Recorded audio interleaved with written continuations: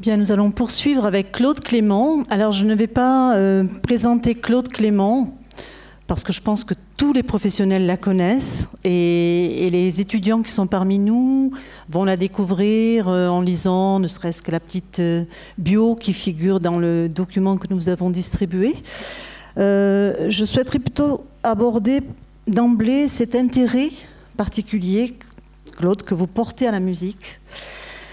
Vous avez, bon, juste, je précise quand même que Claude a publié près de 200 ouvrages. Enfin, je ne tiens même pas les statistiques à jour, hein, parce que c'est très, ouais, genre et supports divers. Une de vos forces, c'est quand même l'interdisciplinarité. C'est vraiment un autre qui a touché un peu à tous les genres, même si l'écriture reste la pierre angulaire, je dirais, de toutes vos activités.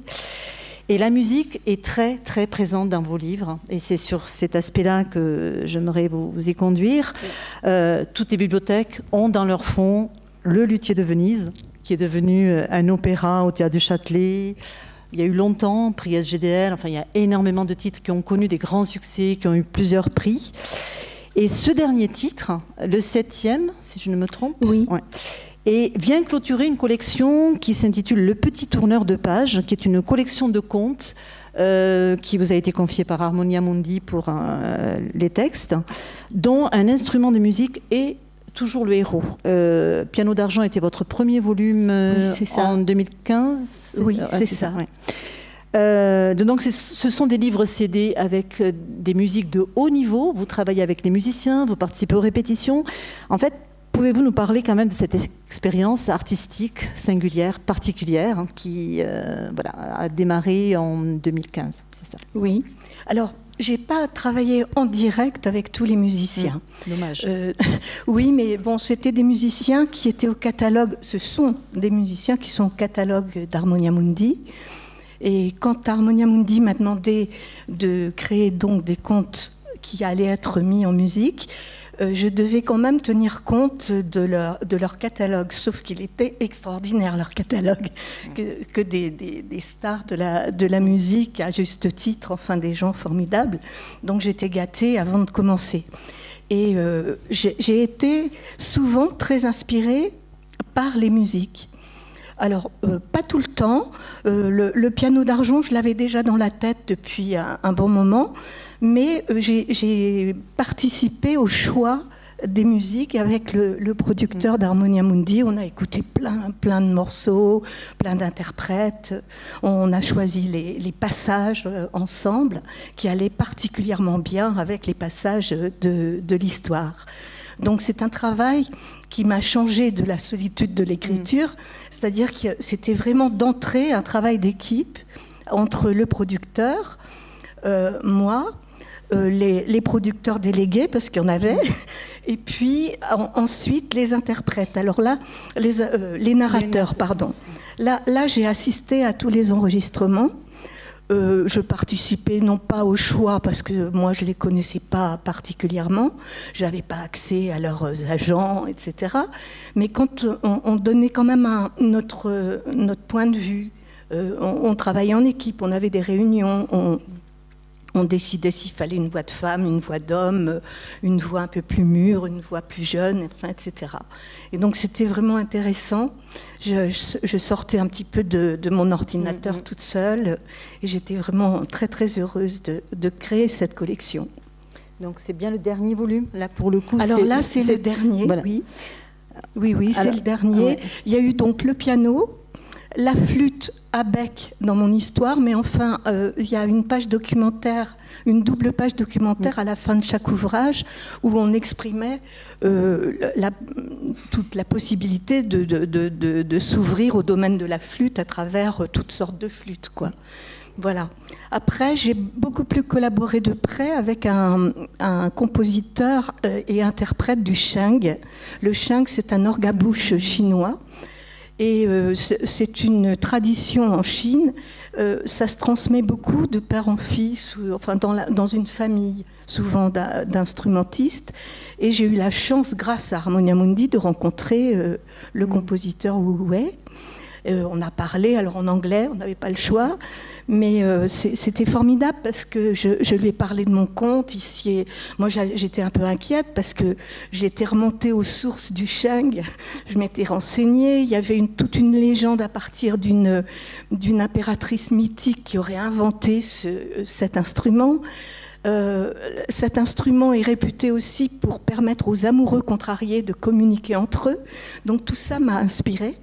Et j'ai créé une sorte de conte qui avait l'air d'un conte traditionnel. Et je me disais, il va peut-être trouver ça bizarre, moi, française, que j'écrive dans un type de conte traditionnel chinois. Au contraire, il était tout à fait heureux et content. Et donc on a beaucoup travaillé par mail, on s'est dit beaucoup de choses. Et il a composé exprès pour ce conte. Alors, Les Secrets du violoncelle est un conte initiatique où le tragique, l'espoir, la musique s'entremêlent. Avant de vous laisser la parole sur la naissance de ce projet, peut-être voir avec vous, enfin, pourquoi ce sujet finalement et quelles ont été les musiques inspirantes.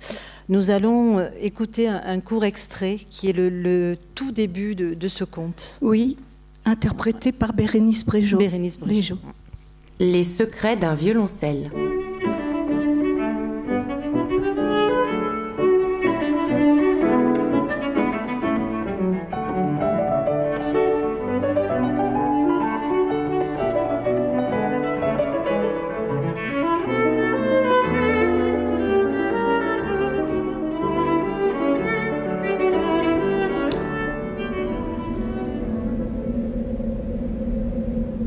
C'était par un temps menaçant, glacial et plein d'incertitudes.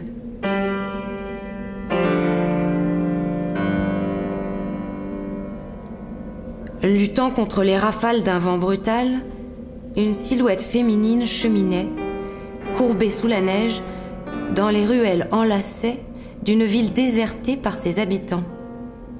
Elle portait un fardeau volumineux sur son dos et un autre, plus petit, serré contre sa poitrine.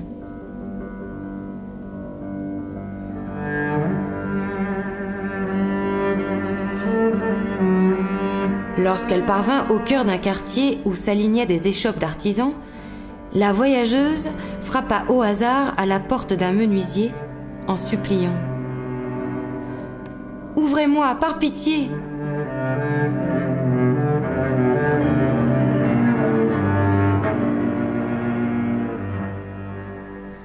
Haletante, la femme ajouta « Vite ! Des soldats étrangers sont à notre poursuite. Ce froid cruel risque d'emporter ma fille. Elle est née il y a quelques mois à peine. J'ai pu m'enfuir avec elle, mais son père a péri avant de franchir la frontière. Ouvrez, je vous en prie, pour ma petite Nima. »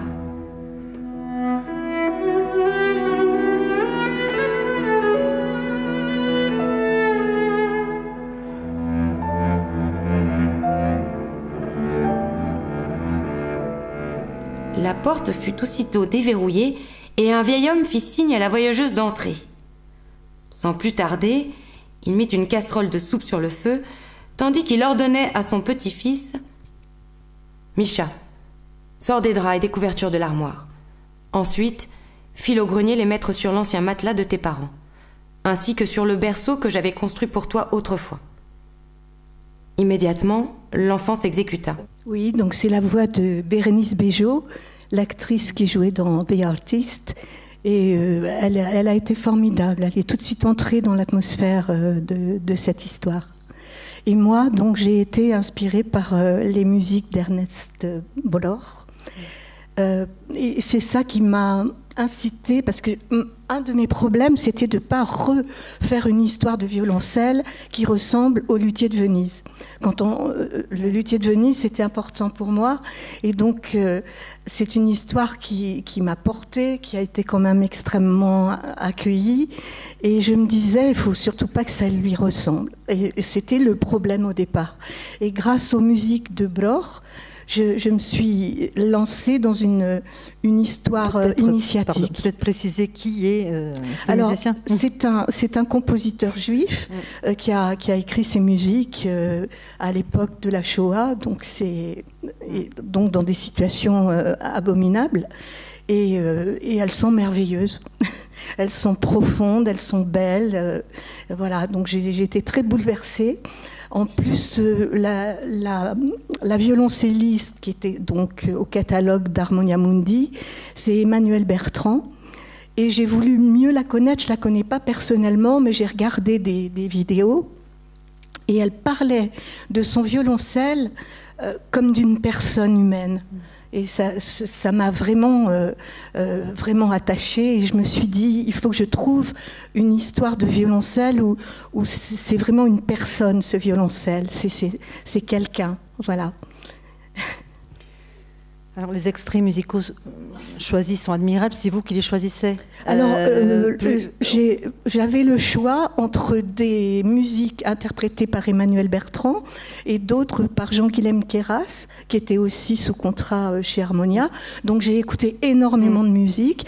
J'ai fait des suggestions. La majorité ont été retenues. Mais ils ont aussi changé des choses en fonction de leurs idées, et je trouve ça normal aussi. Hein. Alors le texte est très sobre, l'émotion est contenue, et malgré la gravité du sujet, vous avez pu... Alors oui, j'y tiens. Oui.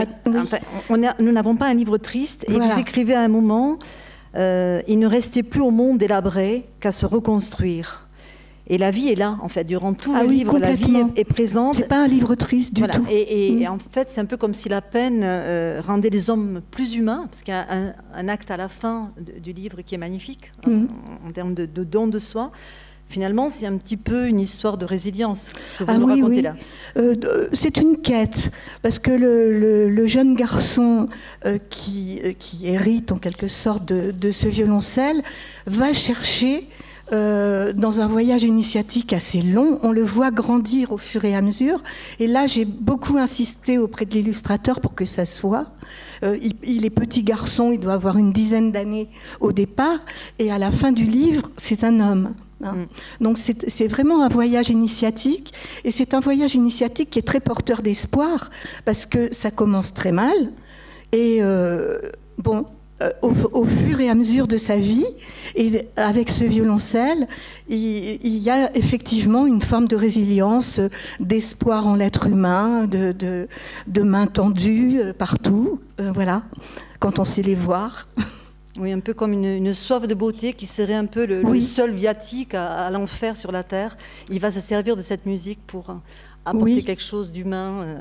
Chaque fois, il rencontrera les personnes qui sont sensibles à son art, à cet amour qu'il a pour ce violoncelle, lui tendent la main, l'aident à continuer son chemin.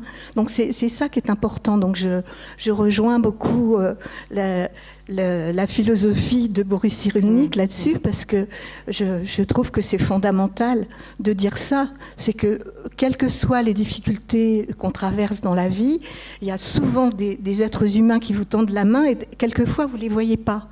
Et là, ce garçon, il les voit, et grâce à son art, il arrive chaque fois à continuer sa vie, et puis ce livre n'est pas triste du tout. C'est un titre, je dirais, une leçon de solidarité, d'humanité, c'est un titre qui vient s'ajouter à tous ces titres qui ont marqué énormément la production jeunesse. Je pense à Erika, illustré par Innocenti, L'étoile d'Erika. Oui, tout à fait. Oui. Ou le Rose Blanche, ou le Docteur Corzac, enfin tous ces ouvrages qui ont vraiment marqué la production jeunesse et qui sont des ouvrages un peu, comme vous disiez, sur la résilience. Peut-être... Parce qu'au-delà de cet intérêt pour la musique, vous avez aussi, un grand intérêt pour les arts plastiques et pour tout ce rapport intime du texte et de l'image. Oui, c'est pas par hasard. Quelque chose de fondamental chez vous. Et vous travaillez souvent avec les illustrateurs que vous avez l'occasion parfois de choisir, avec lesquels vous échangez. Ça, c'est quand même un luxe. J'ai été privilégiée dans ce métier. C'est quand même un luxe. Ouais. Mais je crois que les éditeurs sentaient que je n'allais pas être contraignante avec un illustrateur. Donc très souvent, on m'a fait partager les choix. Je ne les ai pas imposés, hein. C'est venu comme ça. Et je pense que si je fais plus d'albums que de romans, j'en ai fait des romans, hein, mais c'est parce que j'aime ce rapport entre l'image et mon texte. Et j'ai des textes qui sont allusifs et qui laissent la place à l'image. C'est ce que j'ai toujours voulu faire. Je ne veux pas décrire trop les choses, je ne veux pas imposer par mon texte une image à l'illustrateur. Je veux que mon texte soit un tremplin pour son propre imaginaire. Mais même vos romans sont très bien illustrés. Je pense Les Fous de l'Olivier chez Thierry Magnier. L'illustration est magnifique. Oui, Comment avez-vous collaboré avec ce jeune artiste, avec un univers onirique qui du coup se prête vraiment très bien à ce récit? Je l'ai cherché. Vous l'avez cherché? Je l'ai cherché, oui. Je cherche tout le temps. Je cherche tout le temps. Je regarde les sites des illustrateurs. Je cherche en permanence. Et Cédric Apt m'a paru à la fois quelqu'un qui avait une modernité dans le dessin et en même temps une poésie naturelle. Voilà. C'est pas mièvre, voilà, c'est un texte qui a quand même une force à cause du contexte historique. Et en même temps, je voulais qu'il y ait de la poésie et de l'espoir. Et voilà, je trouvais qu'il réunissait un peu tout ça. Alors, on ne se connaît pas. Enfin, si, on s'est rencontrés aux enregistrements quand même, parce qu'on l'avait invité pour faire connaissance, en vrai. Et puis, on a beaucoup collaboré par mail. On s'envoyait les crayonnés, les projets de couverture. Enfin, on a beaucoup travaillé tous ensemble. En tout cas, bravo Claude pour ce dernier titre. Alors c'est le dernier collection. Titre, pas le dernier. Mais vous avez d'autres projets, notamment oui. Fleur de Neige, c'est ça? Alors oui, alors Fleur de Neige, c'est pas un livre-disque. C'est un album, mais il m'a été inspiré par un opéra de Rimsky-Korsakov, Snegurochka, et qui lui-même était inspiré par un conte populaire russe. Et voilà. Et j'ai déniché moi-même aussi l'illustratrice en Espagne. Elle est française, mais elle vit en Espagne. Delphine Labedan. Labedan, oui. Voilà. J'ai découvert un peu son travail qui est très beau. Très, très onirique également. Oui. Et qui, du coup, épouse bien ce conte populaire russe. Merci, Claude, pour ce très beau projet. Merci à vous.